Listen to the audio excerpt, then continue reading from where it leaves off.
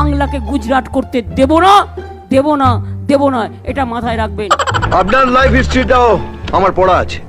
আগে নিজেরা ঠিক করো নিজেদের বাবা মা সার্টিফিকেট আছে কিনা। বাংলায় যদি শান্তিতে থাকতে চাও বিজেপিকে বিদায় দাও। ওটা আর আপনি পারবেন না।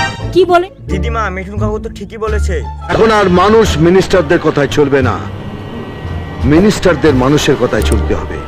আর তাদের কথা না শুনলে তো মানুষ মিনিস্টারদের পিটিয়ে হাতে বৃন্দাবনের টিকিট ধরিয়ে দেবে। দেখো দিদি, দেখো মিঠুন কাকু এইসব কি বলছে।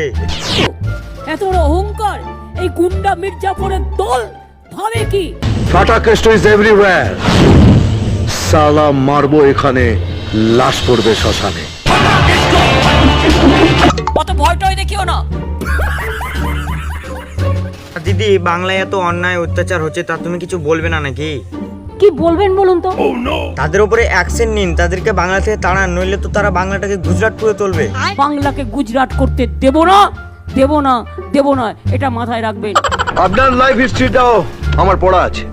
আগে নিজেরা ঠিক করো নিজেদের বাবা মা সার্টিফিকেট আছে কিনা।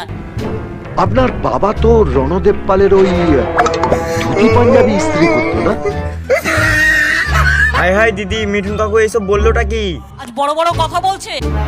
একদম 2 নম্বরই মাল, পেনাল্টিতে গোল। তুমি বাংলার শিষ্টাচার জানো? দিদি, আমি তো ছোট ছেলে, আমি জানি না, মিঠুন কাকু জানে। মিঠুন কাকু বলো তো। মার খাবার পর ডিসি চেয়ারটা দেখেছিলেন? তখন কাউকে দেখতে পাইনি।